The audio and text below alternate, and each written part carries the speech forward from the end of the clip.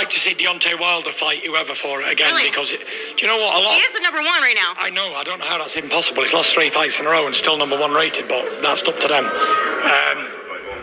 One thing, Deontay made 10 title defences, more than anybody else. He equalled Muhammad Ali's record, beat Vitaly Klitschko's record. Doesn't get the credit he deserves. And I believe I do believe he's still the second best heavyweight in the world, Deontay Wilder.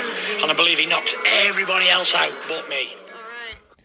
And those are the words of Tyson the Gypsy King Fury as he describes his desire for Deontay Wilder to fight for the WBC heavyweight strap once again, because of course his retirement, he just said as of yesterday or the day before that he remains to be retired. He's going to stay retired. This is new news. Stop it. I'm retired.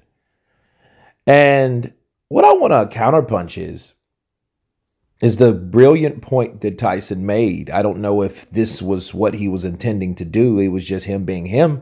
He was like, I don't know how the hell Deontay Wilder is #1 for his strap after losing 3 times.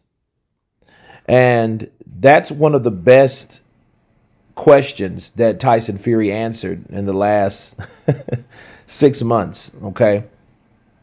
And it makes you think, like, why is Deontay Wilder still #1? He's lost his last 2 fights, not 3, but his last 2 fights he's lost. You know, and the question you ask yourself is, if that was any other fighter, would he still be #1? That's like Anthony Joshua losing to Usyk, okay? And they're putting him at #1 just because. It makes no sense. And it just shows you the corruption in boxing. It just shows you that boxing follows the money. Okay, to answer that question easily, it was because of the money. It was because of the buzz around Deontay Wilder. But just because you have the money or the buzz or the following doesn't make rankings corrupted like that. Or it shouldn't. But we definitely know it is. See, Mauricio Sulaiman knows that anybody else wouldn't create the revenue that's even standard at this point for the WBC strap. See, Mauricio has been accustomed to getting a certain amount of sanctioning fees. The sanctioning fees go upon the fighter itself. Okay, it's generated on the amount of money that they make because it's a percentage of their purse. So Mauricio knew that, hey, I can't make any type of money that I'm accustomed to making with any other fighter. Therefore, boom, let me throw Wilder in there. Let me throw him at #1. Okay, and they're throwing him at #1 because people assumed that Tyson Fury was going to beat Dillian White, which he still got, or finally got, his spot or opportunity to fight for the crown, which he's been, you know, so desired and deserved for so long now. But that happened, okay? So you throw Wilder in there to remain with the same type of revenue, you know? But nonetheless, Tyson Fury still wants Wilder to fight for the strap. He just questions how he got there. Good question, Tyson Fury.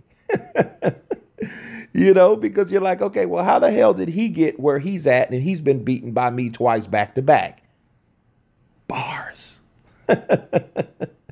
You know, and it just goes without saying, you know, that it just shows further corruption in the sport of boxing. Yes, he's had 10 title defenses.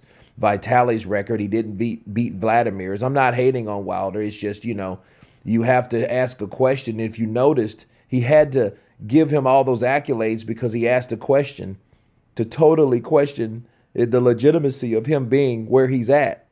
Regardless of where he wanted him to be, why the hell is he there? But anyway, you guys tell me what you think of Tyson Fury asking one of the best questions in the last 6 months about Deontay, the Bronze Bomber Wilder, being #1 by the WBC. Of course, please subscribe. And you guys been Counterpunch. Peace.